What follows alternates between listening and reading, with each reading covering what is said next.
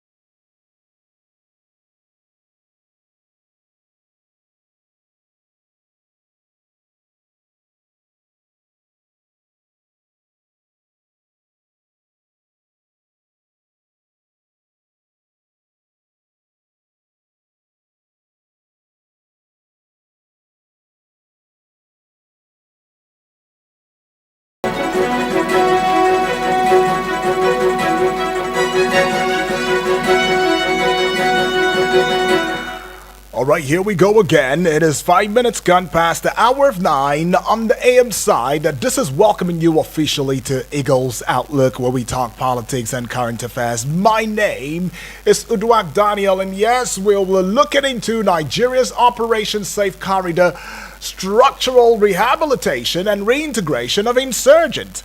And our guest today to add his voice in the discourse this morning is Sir Benedict Olaleko Agunloye. He is an information professional, a policy and public affairs analyst, and is going to be doing some justice in the discourse. Might I also enjoin you to join the conversation right here on this very platform, on radio or via social media platforms, where we have an audio-visual television radio experience that you can count on anytime, any day. And I'm talking about the YouTube channel Eagles TV Abuja and the Facebook page wall at Eagles FM Abuja. Spread those beautiful lofty Eagles wings across every other social media platform as you know it, and it will be at Eagles FM Abuja. And leave a comment in the comment section. Be sure to as well slap on the bell button via the YouTube channel and leave a comment too as well. Share, so that these conversations that we have will not just only end here, but of course will take it to every ear, whether willing or unwilling, because the Nigeria's polity and politics is something that we must be a part of, and we will never shy away from it until a very, very significant progress has been made. Now, the topic of this political story being Nigeria's Operation Safe Corridor, structured rehabilitation and reintegration of insurgents, or if you like, terrorists, is a critical initiative, and it is aimed at addressing insurgency through a controlled and integrity-driven disarmament, rehabilitation, reintegration. That's what they call the DRR framework. Now, to understand this, let me paint you a little bit of a picture, give you a picturesque view. Imagine a community where some individuals have been involved in harmful activities, but instead of punishing them, the community is offering a pathway for reform, for reintegration of these same persons into the society. This is essentially what Operation Safe Corridor, OPSC, is aiming to do with terrorists in Nigeria. Now, they're not just saying that we're seeing the dark side of these terrorists, because before they were terrorists, they were first people.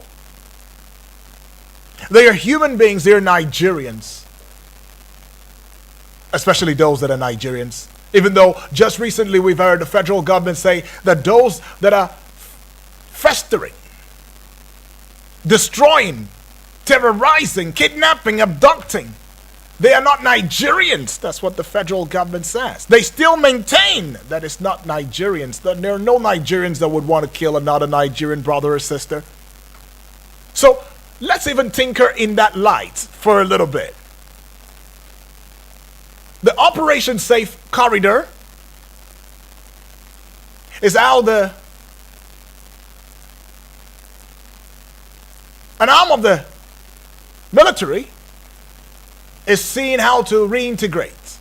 At least let us see whether we can still salvage some innocence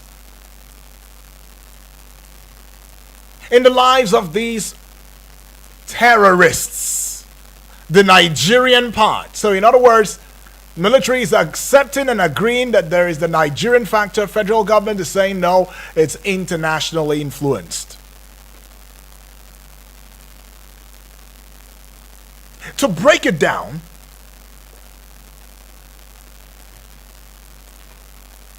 think of the OPSH as a rehabilitation center for individuals who have been involved in insurgent activities. I mean, the goal is to help them disengage from violence. They will undergo psychological recovery and eventually return to their communities as productive members. So the process is involving screening. There's going to be proper screening. There's going to be rehabilitation. There's going to be reintegration. And all of this is aimed at reducing insurgent cohesion, as well as generating actionable intelligence to support long-term stability. So the Chief of Defense Staff, CDS, General Olufemi Oluyede, reaffirmed Nigeria's commitments to the structured approach. I mean, to put it into perspective, imagine a school that not only punishes students for wrongdoing, all right, stay with me now. This school does not only punish students for wrongdoing, but it also offers counseling and rehabilitation to them and to help them change their behavior. So that's exact. So you don't misconstrue the intention of the LPSC, because what they are doing is to transform individuals involved in insurgency into positive contributors to society. As beautiful as that argument may last, there is another argument that says,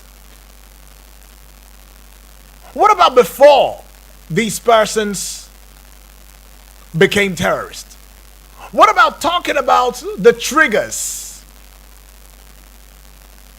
the societal factors, the realities that has pushed them into embracing terrorism? What about fixing those? Because if you rehabilitate and you're not fixing the problems, the social issues that have gone way below social standards, what we'll be doing is we'll be rehabilitating more terrorists because more people will be embracing terrorism.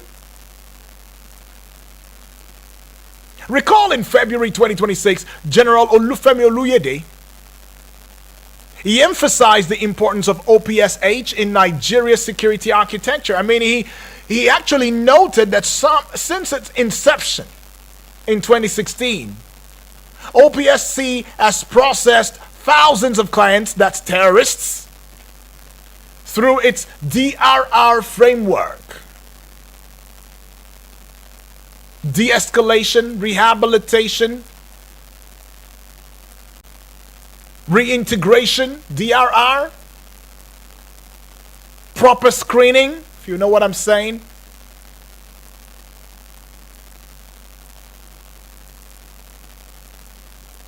So what comes to your mind going by the two arguments that I put out for you? Some are saying, oh, look, put a death sentence to it. Shoot at gunpoint.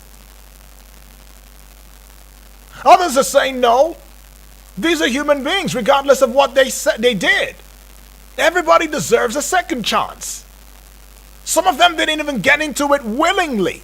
So how do you bring justice, fairness, equity into that? It will be ridiculous. It will be you becoming a terrorist if you were to unalive such persons. How are you going to be different from them? If they lack the conscience and we do, why not project our conscience and let's see how we can indeed salvage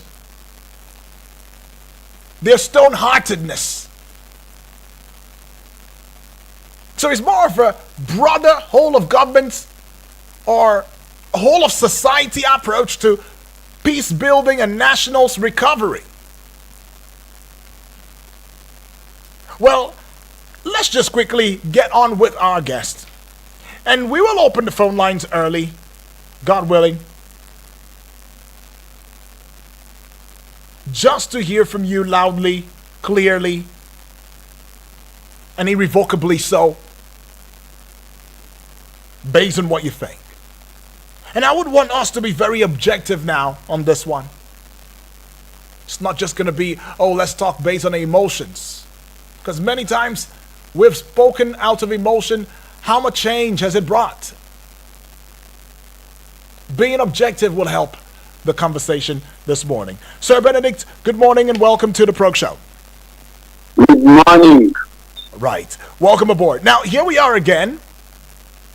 General Olufemi Oluyede, the Chief of Defense Staff, is emphasizing the importance of the Operation Safe Corridor. In fact, the name has already told us what it should be. But let me still dive into it a little bit. It is to look into rehabilitation, re-engineering, reintegration, disarmament of terrorists. It's more like a way of trying to salvage what is left human in these terrorists and see how we can work into rehabilitating them into better persons, as well as finally pushing them back into the society to become productive citizens, because some of them didn't even get into it willfully. Others are saying, no, how can you do that? Look at the havoc that these terrorists have led, the trail, the death trail. How can we say you are rehabilitating these people? Where are you getting the monies for rehabilitation from, if not our taxpayers' monies? No, we will not spend on such frivolous or dastardly or senseless cause. What is your objective thoughts and views in this regard?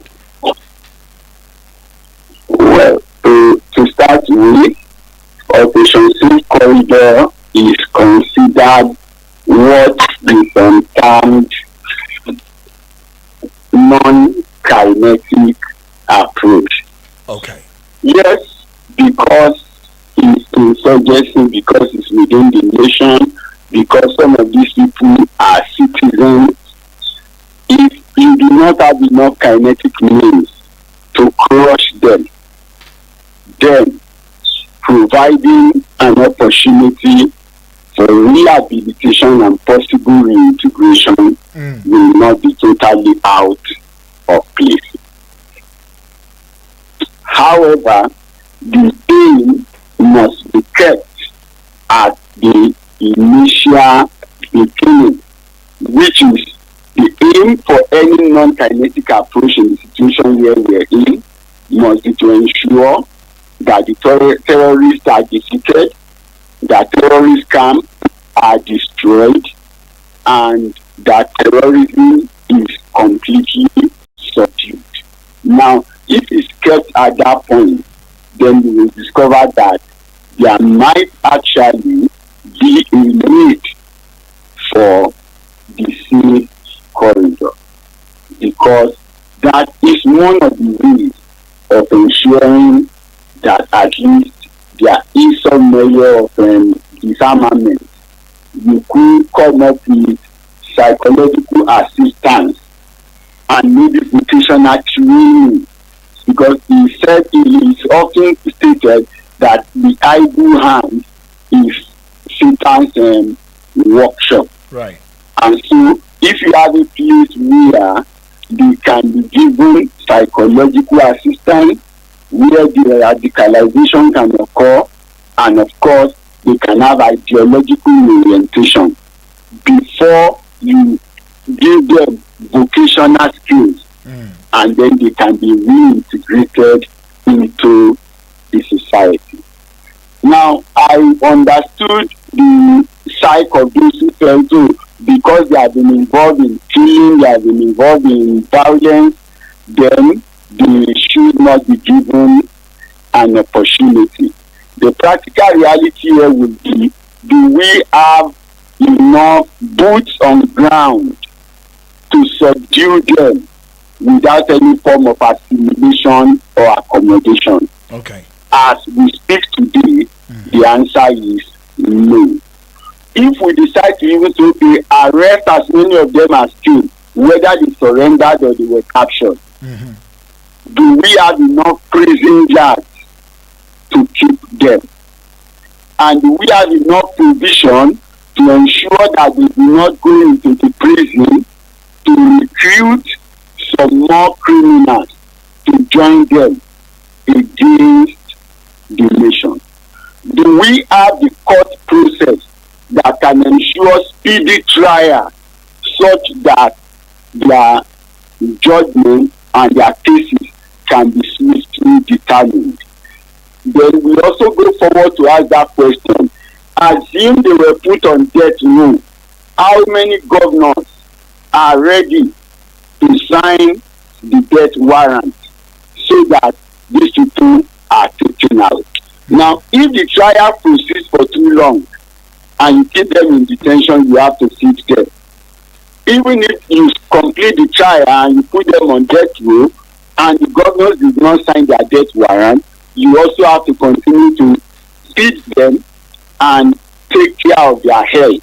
So the question would then be between using the state for the taxpayers' resources to manage awaiting trial men and people on death row that are not adding any value, or giving them skills and allowing them to contribute to the economy, why of course they are adequately monitored to ensure that they do not go back to their old ways of terrorism and banditry. We've got to choose between those two options.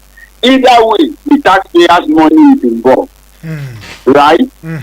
Either way, whether you keep them in prison and feed them, or you train them and you allow them to contribute to the economy, either way, taxpayer money will be spent, and you've got to choose an option. So, Benedict, what about the third option? Unalive them so that they don't even have to have the taxpayers' money. I can bet you this will be what is on the minds of some family members right now. Why not just unalive these people? I mean, they've unalived many lives, countless lives, left people into IDPs, even raided IDPs and all of that. Now, you've got to look at the international human rights law here. Oh, now international human rights counts? Hold on, it must definitely count. Okay. Because if you meet them on the battlefront and you kill them, that's fine. But in the event where they have surrendered, you can try them, which will take a long time. You can train and reintegrate them. But you cannot kill people who have surrendered to you and the rest of the world will watch you. Let me give you another logic, Sir Benedict. The villages and communities where these insurgents or terrorists have entered before, maimed lives, destroyed property, unalived souls, even made a video, put it on TikTok, put it on social media platforms that we cannot trace up until today. These people, didn't they also surrender? Didn't they also? Because we've seen where terrorists have sent even recently, the terrorists have sent letters to communities saying, we will come. We will come. In such a case, these people are trembling. What do they even have to fight back? Because the agencies, the governments, or the state government in the state has totally failed and abandoned them, and is turning the other side, the other way, and not looking into these issues, even when they raise alarm sometimes and say, we got a letter. They say they are coming. You see, that I'm just trying to seek through the mind of an average Nigerian, or even a family member, or somebody who's trying to think rationality with what you're saying. Is where I'm just going to. The practical reality is this: the road letter they are coming. Yes. Should they have been allowed to attack the people? No. The answer is no. No. The state actors should have been on ground to protect the people, right? Yes, please. Now, where the state actors are not on ground to protect the people, and the terrorists strike. Now, let's look at it this way. Yeah. Man, we are created in the image of God, right? You take a particular example of Paul. As Saul, he killed the Christians. He did so many with them. But when God found him on the way and he decided to surrender to God, totally, right? Totally, yes. Did God kill him at that point, no, or allow him to integrate with the same church that he has punished? Allowed him. So, and that's why we are saying, if we have enough kinetic force, right, to overpower and destroy the terrorists, that will be fair and that will be square. Everything they say is right in war. But in as much as we cannot take them out, and they have the opportunity of surrendering or repenting, you can at that point not take out their right to live. Okay. However, there should be that aspect that you must be sure that they have been given adequate orientation, they are given new set of skills, and possibly you now define where they live and what they do. It's not just that they go into the society in a manner that they have unrestricted access, and if they decide to go back to criminality, they will have more impact. All right, let me. Like I said, in as much as we don't have the kinetic force, which we all know that we don't have, to deal with them and do a nice operation, kill and bury, kill them all. If you cannot kill them all, destroy all their base, make them useless, then if they come to surrender, you cannot now be killing the person. That will amount to cold blood killing, and the whole world will rise against Nigeria in the name of international human rights law. Let me put a peg to your thoughts now. Let's just take this call already. Hello, good morning. Hello, good morning. Good morning to you, please. The voice of the one crying in the wilderness. There can be. Undu. Awesome. Yes, I want to especially with Sir Benedict. Yeah. I respect his opinion this morning. But the question I want to ask him is that when you now treat criminals that you have called repentant as heroes, what happens to the children they made orphans? What happens to the women they made widows and widowers? What happens to the people they sent to IDP camps who are staying in harsh conditions? You know, what happens to all these people? And I must tell you the truth, just as you have said, that we Nigerians felt that these people deserve to go and meet God and explain why they were so wicked. Mr. Benedict actually gave a scenario of Mr. Saul that met God on his way to Damascus. That repented, yes, but you see, we are not God. It is God that can forgive in that way. And I must tell you the truth, in the past, there are some of those repentant people that were so trained, and some of them returned to their communities, and their communities rejected them. And there are two of them, ahead of one actually returned and seized his father and took away the cows, in Borno State.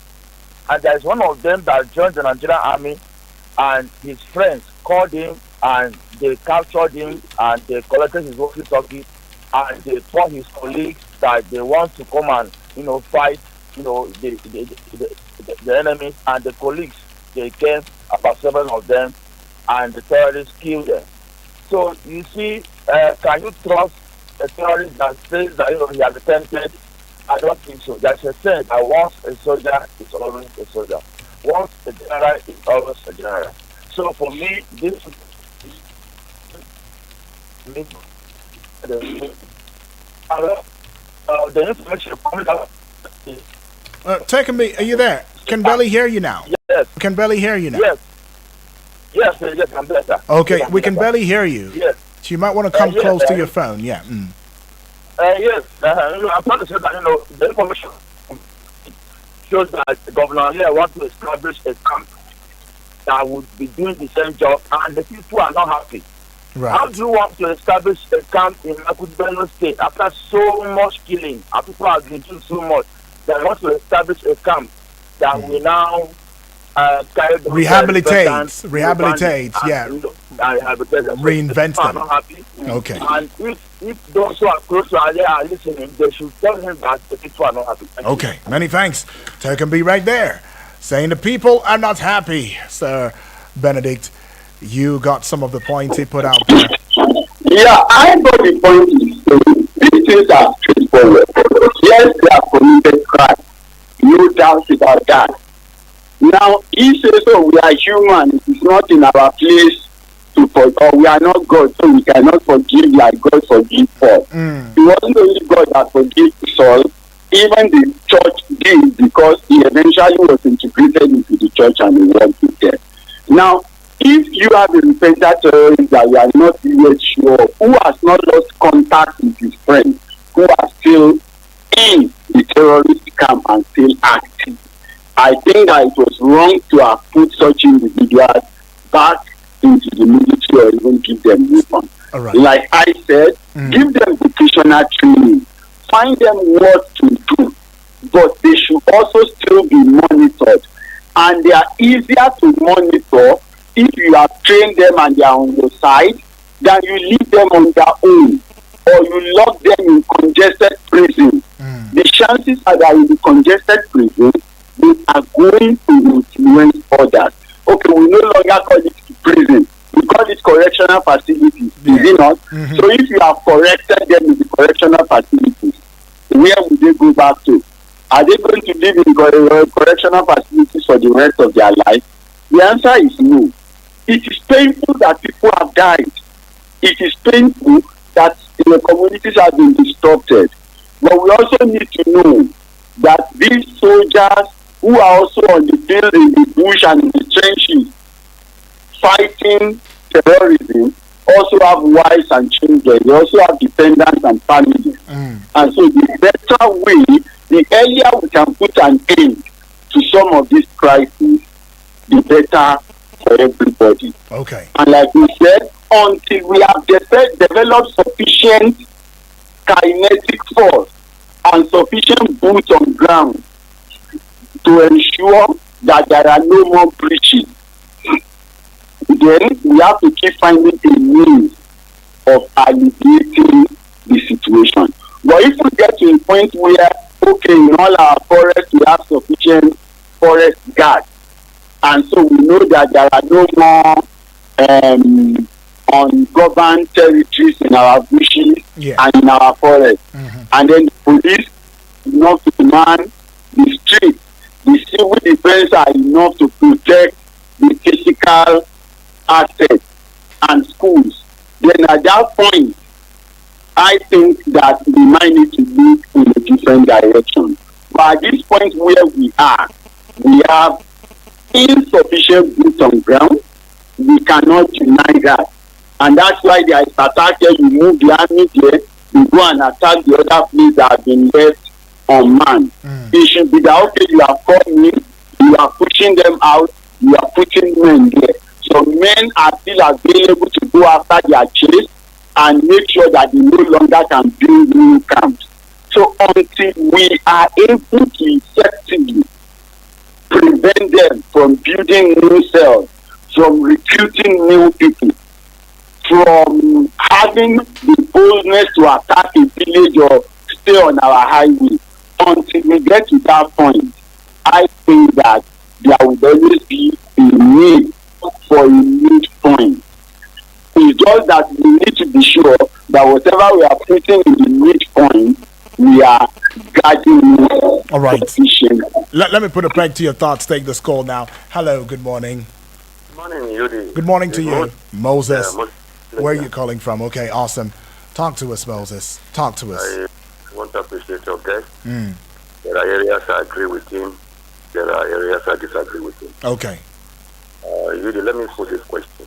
Yeah. If you are one of the victims, God forbid, if you are one of the victims, or your family is one of the victims behind the people that lost their life, do they really demand justice? Do they demand justice? If they demand justice, at the end of the day, what they will hear is that these people have been what? Captured, but being trained and released into the society. Will you be happy? Because what is happening in this country, it encourages other people to join.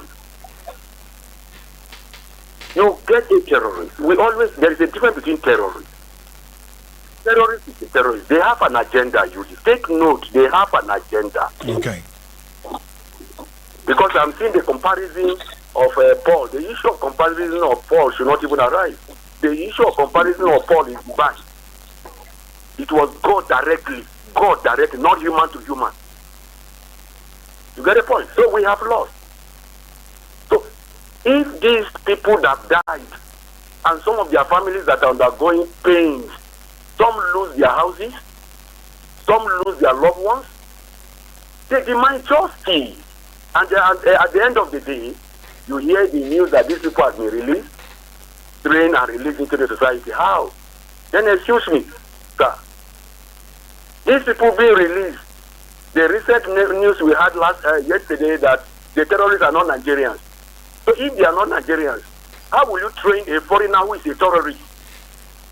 And you equipped him, let him go into the society within Nigeria, and you say they are not Nigerians. That is my question. Do these people that died, that lost their loved ones, do they demand justice? Okay. Do they demand, do they deserve justice? Some question Moses is asking right there. I mean, what do you think about the OPSC, that's the Operation Safe Corridor?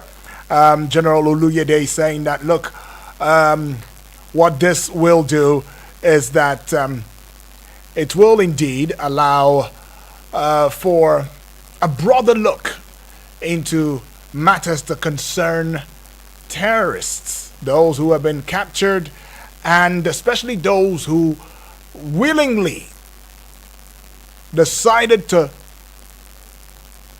sheath their swords, surrender.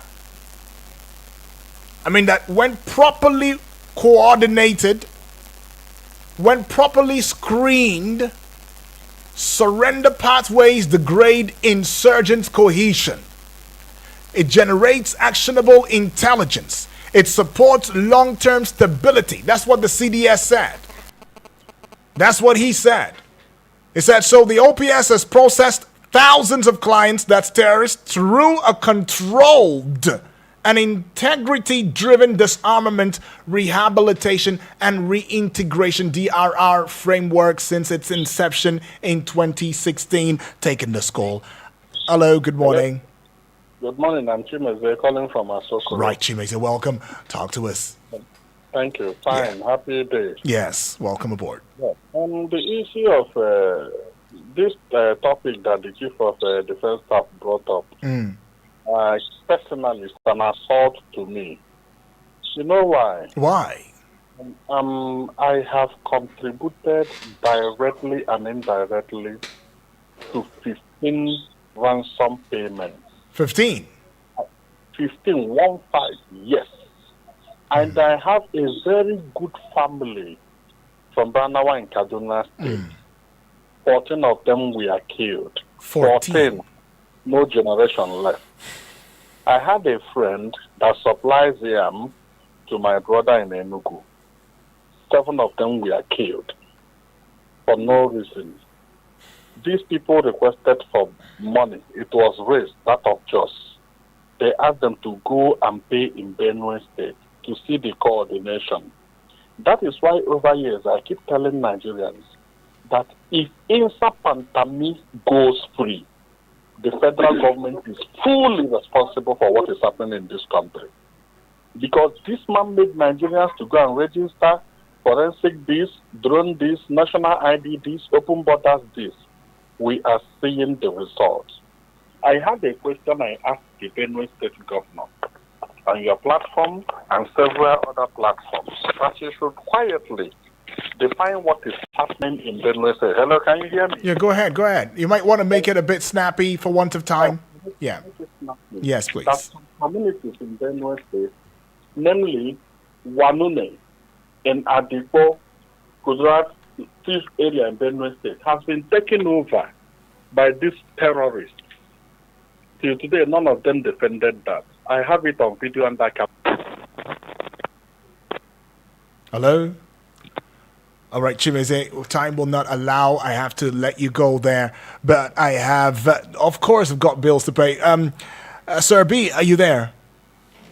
Yes, I'm here. All right, let's just head out for a timeout. We will come back with a time in, and then I'll let you react to some of these concerns and questions, as coming from family members right here and on here. This is Eagles 102.3's Eagles Outlook. We talking politics, we're talking current affairs. We're right back.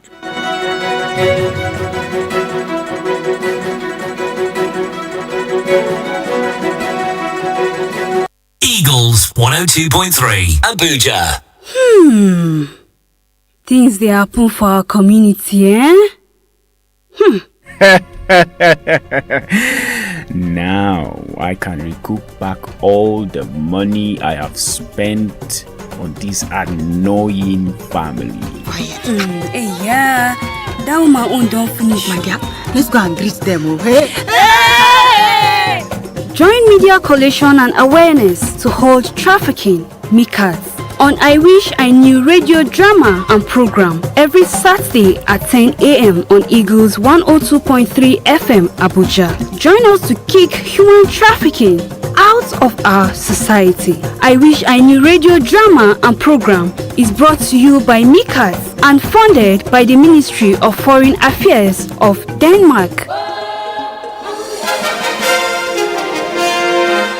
This is a time in on here, and we are still having the Eagle's eyes mirror into political conversations, especially this time, one where the CDS is reaffirming Nigeria's commitment to structured insurgent rehabilitation, and he's upholding that the OPSH, which was, of course, institutionalized in 2016, has been very, very helpful in ensuring that there is a rehabilitation, a reinvention, a disarmament, psychological reformation or transformation, if you like, of captured terrorists who have surrendered, and that this will also allow them to be reintegrated into the society to become productive Nigerians, right?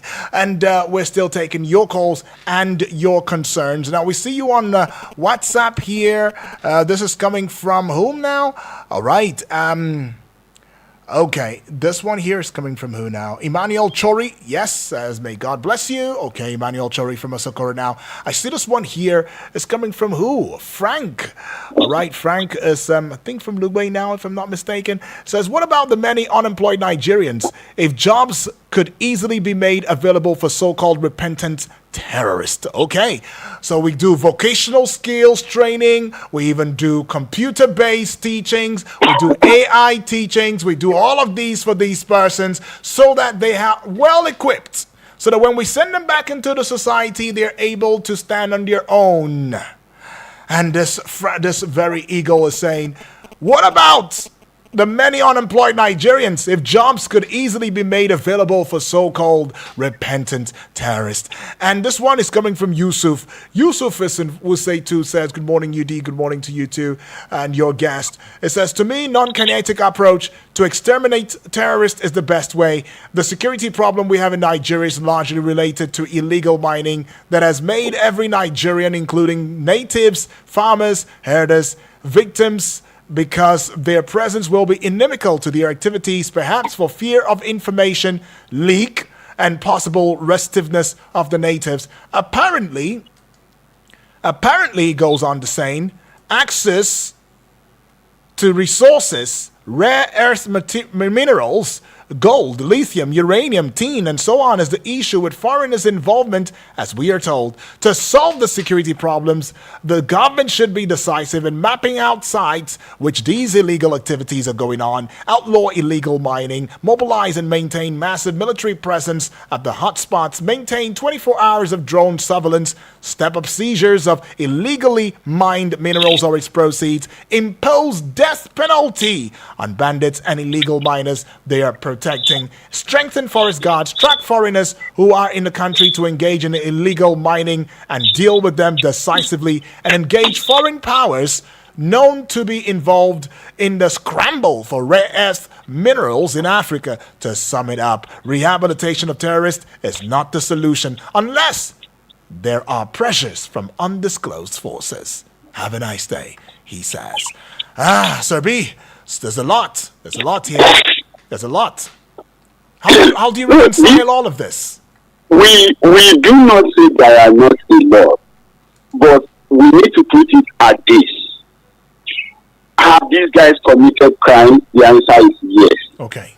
Do the state have sufficient manpower to destroy and exterminate them? As we speak, the answer is no. You're talking personnel. Yes. And I remember the answer is no. I remember you also you have to keep doing something. Yeah. Palliative, if we will call it, until you get to that point where you can totally exterminate them. And at that point, there will be no kid glove. If they are killed on the field, there wouldn't even be basis to say they are surrendering. Right? It is because we have not been able to take them out. That's why we are talking some of the talks that we are doing now. Okay. And so, if in the interim you need to manage the situation, you don't train soldiers in one day. It takes about 180 to 270 days for you to be able to train somebody and have enough confidence to give them gun. And when you come to rehabilitating, a number of these people also fall into these criminal gangs because there possibly was nothing at all they were doing, because they possibly did not have any kind of skill. Now, are there skill centers for people who are not criminals? The answer is also yes. So I don't think we should see it as giving too much. Like I said, even if we say that the consequence of their offense is death penalty, if you put them in jail and the governors refuse to sign the death warrant, who is going to feed them? Is it still not the government? With what would they be fed? It's still taxpayers' money. And who will protect the prison? It is still the correctional center. It is still people that we pay. Who will build additional prison? Because the prisons as it is today are already decongested. Is it still not with money? So we need to look at a balance. Let's have an helicopter view of the ecosystem, right? and do what we can at the moment to contain the situation. But and then when we step forward. Yeah, Nigerians are still asking, what about the judiciary? What exactly is going on in our courts? Why is it so hard, to pass judgments for execution and be carried out as and when due? It's really appalling and it's alarming. No, the question also is, are the courts overwhelmed? The answer is yes. There are cases that have been in court maybe for 5-6 years and they are not yet determined. So there is a holistic view. Like we say, okay, we were talking about election the other day, and we said perhaps there is a need for constitutional court to deal with electoral matters and electoral offences. Perhaps you also want to have a criminal court specifically designated for banditry and terrorism matters, and maybe armed robbery. In those days, there used to be firearms and robbery and firearms tribunal. I don't know if they are still there, but you may want to start that again. But pending when, if you are going to start that today, you got to think of about building for them, training the judges that will be pushed there, doing a number of things, writing their jurisprudence. These things will take time. While we are looking at those perfect scenarios happening, we cannot remain without taking any action at all. So I see the so-called safe corridor as more of buying time, in my opinion, to alleviate the situation while you are making efforts to do the needful. And as the needful will be to take care of the forest. The needful will be to have enough boots on ground. The needful will be to make it impossible for any non-state actor to have the capacity to hold the society to ransom. But before we get there, right, we got to be doing something. In my place, they say the fowl have to eat something before the maize will come. Right. When the maize is around, maize become the main food. But when maize is not there, he will have to perch on insect and eat sand and pick whatever he can. And let me also. And I think that is the level where we are in. Let me also, trying to do something to survive until we can do what we needed to do. So, let me also add, in the light of that, would it also suffice to say that if you don't see what you like what you see? Whilst we're still trying to manage the situation, should we have lives of Nigerians paying the ultimate price on a daily basis, because it's now a daily basis? We see deaths around the corner every time on the front page of Nigerian newspapers, and yet it does seem as though we're playing to the gallery, where we're just acting around the corridor. There is no decisiveness in indeed conjuring maybe a policy, a position, a stand, whether from the state, local, and federal level, to ensuring that this situation is nipped in the bud once and for all. So are you also saying that we should also look at it from that aspect, that if you don't see what you like what you see, so we should embrace the killings and leave it be the way it is, because we are trying to manage it? It's not embracing the killing. It is that the police is training, the army is training, the forest guard is training, but until these men you have trained are ready to take position, you have to find whatever means you can to manage the situation. Okay. So it's not a matter of policy. If you take the policy today, we have such landmass that if you take our entire 180,000 army into Niger, right, maybe they will solve the problem in Niger, but that leaves the rest of the country uncovered. And that decision will be dangerous to take. And so we need to move from where we are to where we ought to be. Okay. Where we are is that we do not have enough men and material to adequately curtail the situation nationwide. Okay. And so you have to control what you can while you are training men and you are bringing in materials and you are getting to that level. All right, a couple of messages right here. You are able to take the right action. All right, a couple of messages right here. The Operation Safe Corridor is not our best option. Okay. Right? But it is an option that we can still adopt in the interim, pending when we will be able to do what we needed to do. All right. That's my opinion. All right, great. Now, there's a message right here from Samuel all the way from Kujay, standing on existing protocols and sending regards to you, Sir Benedict. He says, no matter the name they call the rehabilitation of the terrorists are still terrorists, anytime, any day. What happened to the people they rendered homeless, fatherless, motherless? What about the people they sent to IDPs all over the places? With which eyes will the people they inflicted pains and hardship see them? These are the people that never spare the pregnant women and nursing mothers. These are the people that are boasting that they own the country. Habba. Human rights. Do these terrorists have the mind of human rights? By the way, what exactly do these terrorists want? I rest my case. Have a great day, he says. Samuel right there, thank you. I see another message right here, and this one is coming from whom now? You didn't include your name, and okay, Udokama. All right, Udokama. You didn't tell me where you're sending a message from. Udokama, please add that. It is the structure of the show. And this one here is coming from Tekambi all the way from Nasarawa State. It says, I'm in Nasarawa State. These people are our enemies and must be treated as enemies. That way we can win the war. All right, taking this call as the last call now. Oh, that's a miss. Well, the number to call will be 0907-353-0044. Just that number, stick to it, and we will take that call and end the conversation this morning. All right, Udokama, I think I see you, please. Okay, I see that, Udokama. Apologies. So he says that my name is Udokama from Otako. Please ask your guest, are you now trying to say that for government to the number... okay, I'm not getting this, not clear, Udokama. Are you trying to say that from government to number you or give answer to what you are requesting, you have to terrorize the country?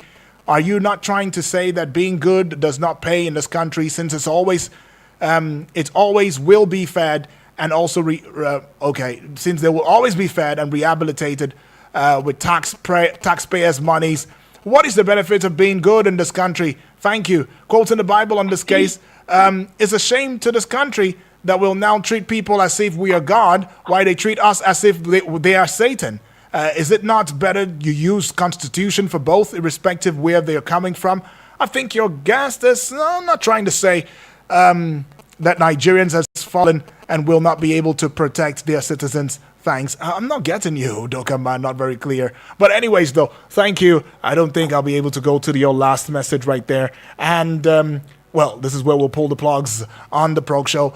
Sir Benedict, I know you've reiterated your stance on this, but you might want to just, maybe in one line, put out your stance again on this conversation. You see, when you do not have the authority to send a child on errand, you tell him, go and, in my place, you tell him, go and buy beans, go and buy akara so that we eat it together. Then what that is saying is, you have not assigned the authority to send that child on an errand. So do it for us, not do it for me. So basically, until we have enough boots on ground, whether you are putting them in prison or you are rehabilitating them, it is still the taxpayers' money that will be spent. And so you need to spend it proactively to make sure that going forward, we are eliminating the problem gradually. Great. Okay, thank you so much, though, Sir B, for adding your voice in the discourse, and thank you for taking out time out of your busy schedule to also be on here to have this discourse. We appreciate you. Right, that's what we call it a closer to you two that have also added your voice in the discourse loudly and clearly. We appreciate you, but we must also add that the views expressed by guests and callers and theirs alone, and they do not reflect those of Eagles 102.3 FM Abuja. My name is Udwak Daniel. Business news coming right up.